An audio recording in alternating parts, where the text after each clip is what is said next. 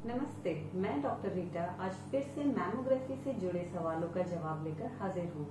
सबसे आम सवाल जो महिलाएं मुझसे पूछती हैं वो ये है कि उन्हें किस उम्र से मैमोग्राफी करवाना शुरू करना चाहिए और फिर कितने साल के अंतराल पर फिर से करवाना चाहिए। सबसे पहले तो हम ये समझ लें कि मैमोग्राफी दो तरह से की जाती है। एक जिसे स्क्रीनिंग मैमोग्राफी कहते हैं, वो उन महिलाओं में की जाती है जिन्हें ब्रेस्ट से संबंधित कोई तकलीफ या शिकायत नहीं होती, और दूसरा जिसे डायग्नोस्टिक मैमोग्राफी कहते हैं, वह उन महिलाओं में की जाती है जिन्हें ब्रेस्ट से संबंधित कोई तकलीफ होती है, जैसे कि ब्रेस्ट में कोई गांठ होना, निपल में से खून या पानी का निकलना या ब्रेस्ट में पेन होना। पहले हम स्क्रीनिंग मैमोग्राफी को समझ लेते हैं। अंतर्राष्ट्रीय एक्सपर्ट की माने तो हर महिला को 40 साल की उम्र से मैमोग्राफी शुरू करवानी चाहिए। इसके बाद वो उसे हर साल या हर 2 साल में एक बार फिर से करवा सकती हैं। ऐसा उन्हें 75 साल की उम्र तक करवाना चाहिए।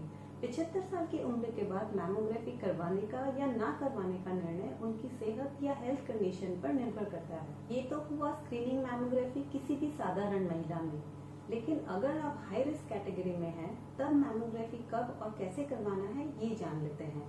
पहला, आप हाई रिस्क कैटेगरी में हैं अगर आपको पहले से एक छाती में ब्रेस्ट कैंसर है या उसका ऑपरेशन हुआ है। इस स्थिति में आपको दूसरी तरफ के ब्रेस्ट का स्क्रीनिंग मैमोग्राफी हर साल करवाना चाहिए। दूसरा, आप हाई रिस्क कैटेगरी में हैं अगर आपके किसी नजदीकी रिश्तेदार को ब्रेस्ट कैंसर है। इस स्थिति में आपको स्क्रीनिंग मैमोग्राफी जल्दी शुरू करना चाहिए। जैसे आपके किसी रिश्तेदार को 45 साल की उम्र में ब्रेस्ट कैंसर का पता चला था, तो आपको उससे 10 साल पहले यानी 35 साल की उम्र से स्क्रीनिंग मैमोग्राफी शुरू करना चाहिए, जिसे फिर हर साल वापस करवाना चाहिए। लेकिन किसी भी सिचुएशन में इसे 30 साल की उम्र के पहले शुरू नहीं करना चाहिए। तीसरा, आप हाई रिस्क कैटेगरी में हैं अगर आपको ब्रेस्ट कैंसर से रिलेटेड कोई जेनेटिक म्यूटेशन है, तो उस स्थिति में आपको स्क्रीनिंग मैमोग्राफी 30 साल की उम्र से शुरू करना चाहिए।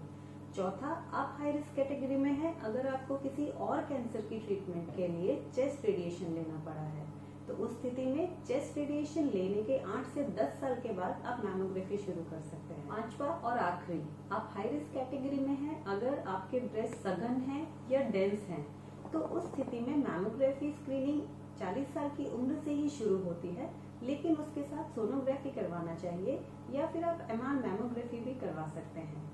तो संक्षिप्त में, किसी भी साधारण महिला को 40 साल की उम्र से स्क्रीनिंग मैमोग्राफी शुरू करवाना चाहिए, जिसे वो हर साल या हर 2 साल में एक बार फिर से दोबारा करवा सकती हैं।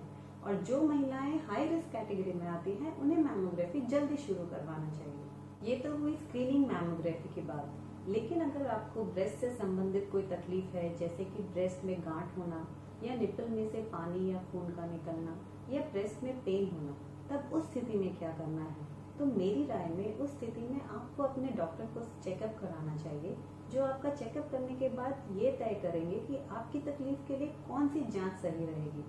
अपने अगले वीडियो में मैं आपको मैमोग्राफी किस तरह से की जाती है और मैमोग्राफी कराने के पहले क्या पूर्व तैयारियां करनी चाहिए उसके बारे में बताऊंगी। तब तक के लिए गुड बाय, टेक केयर।